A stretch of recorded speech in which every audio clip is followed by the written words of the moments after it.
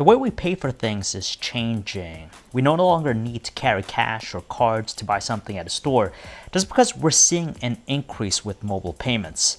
Effectively, smartphones are redefining how we pay for things. Hey guys, John Velasco here with the Android Authority, and I'm here to talk about the different mobile payment solutions out there. So that's Android Pay, Apple Pay, and Samsung Pay.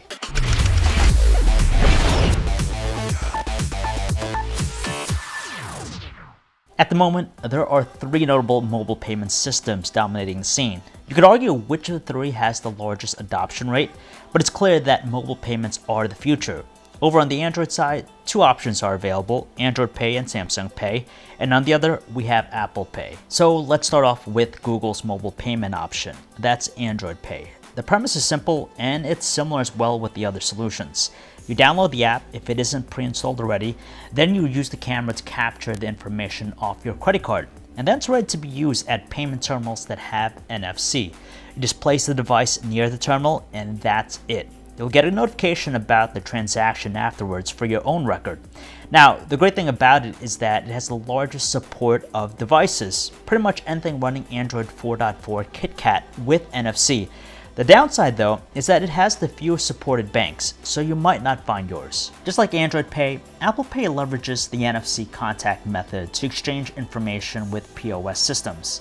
You use the iOS wallet app to initially capture your card's information. Once it's stored on the iPhone, all you need to do is place it near the terminal. From there, the transaction is authenticated by using the Touch ID sensor on the phone. It's available to the latest iOS devices with integrated Touch ID. So that pales in comparison to Android Pay's listing of supported devices. At the same time though, Apple deserves credit because Apple Pay has far more banking partners under its belt.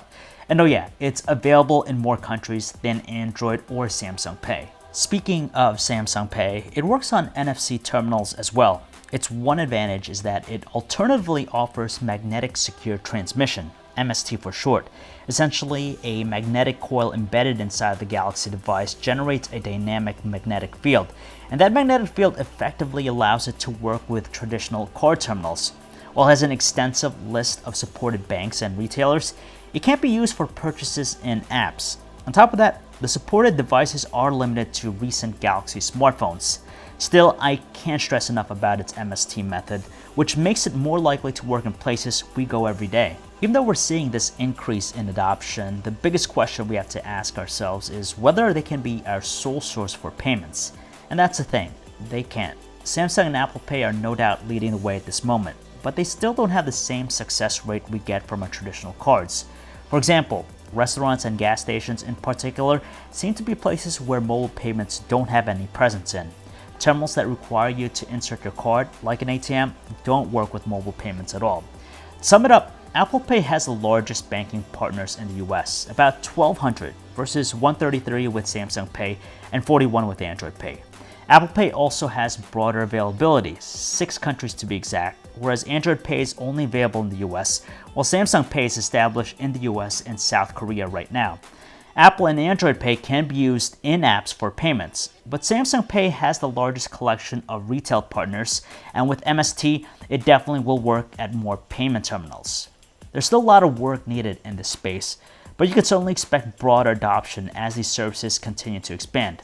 The question is, which one are you going to choose? So if you want to learn more about any of the services I talked about in this video, you could check out our website, androidauthority.com, your source for all things Android.